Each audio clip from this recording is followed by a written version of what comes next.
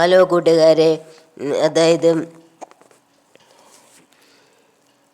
സിലാ ബിൻതി ലഡിക്കിയം എന്ന കവിതയിലെ ടിപ്പണിയിലെ രണ്ടാമത്തെ പാരഗ്രാഫാണ് ഇവിടെ എക്സ്പ്ലനേഷൻ ചെയ്യാൻ പോകുന്നത്.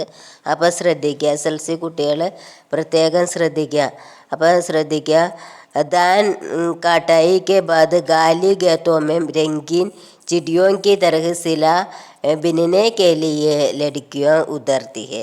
അതായത് ദാൻ കാട്ടായി കെ ബാദ്, കൊയ്ത്ത് കഴിഞ്ഞതിന് ശേഷം. ദാൻ എന്ന് വെച്ചാൽ എന്താണ്? ധാന്യങ്ങൾ, അതായത് നെൽകൃഷികളൊക്കെ കൊയ്ത്ത് കഴിഞ്ഞതിന് ശേഷം ഗാലി ഗേത്തോമെ, ഒഴിഞ്ഞ ആ വയലുകളിൽ, രംഗീൻ ചിടിയോങ്കി തരഹ്, പല നിറങ്ങളിലുള്ള പക്ഷികളെ പോലെ, സിലാബിനെ കേലിയെ ലടിക്കുക ഉദാർത്തിഹെ, അതായത് സിലാബിനെ കേലിയ എന്ന് വെച്ചാൽ ഈ ധാന്യങ്ങൾ പെറുക്കുന്നതിന് വേണ്ടി പെൺകുട്ടികൾ ഇറങ്ങുന്നു എന്നാണ് ഈ സെൻറ്റൻസിൽ പറഞ്ഞിട്ടുള്ളത്. അടുത്ത സെൻറ്റൻസ് നോക്കാം. വേ ജൂട്ട് കി ജൂട്ട് ഏക്ക് ഗേത്തോമേ ദൂസരെ ഗേത്തോമേ ചലത്തി രഹത്തെ.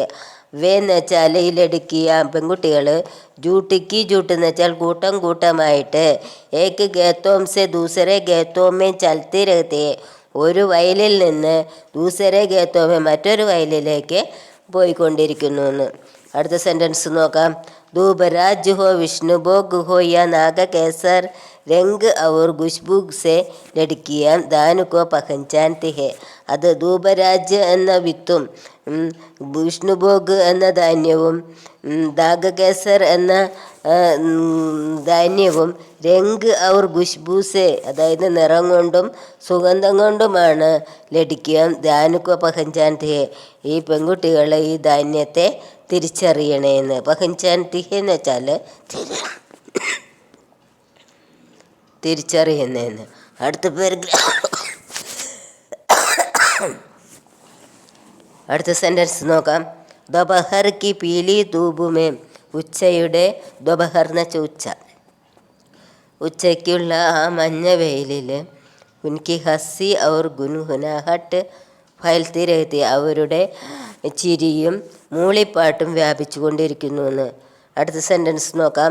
ഉൻകെ ചെഹരെ സെ ഗുലാബി റോസിനി ധർത്തി പർ ഫൈൽത്തി ഹെ, അവരുടെ മുഖത്ത് നിന്ന് റോസ പൂവിൻ്റെ ആ രോശിനി, ആ തിളക്കം ഭൂമിയിൽ വ്യാപിക്കുന്നു എന്ന്. ഏക് വക്ത് കെ ലിയെ ബർത്തൻ ഭർ ബാത്ത് ഹോനെ സെ സായങ്കാൽ മേ വേ അപ്പനെ ഘർ ലൗട്ടത്തെ, ഒരേ സമയത്തിനു വേണ്ടി ആ ബർത്തൻ ഭർ ബാത്ത് ഹോനെ സെ, ആ പാത്രം നിറഞ്ഞാൽ, സായങ്കാൽമേ വൈകിട്ട് അവർ എന്ന് വെച്ചാൽ അവർ അപ്പനെ ഘർ ലൗട്ട് തൻ്റെ വീടുകളിലേക്ക് മടങ്ങുന്നു എന്ന്.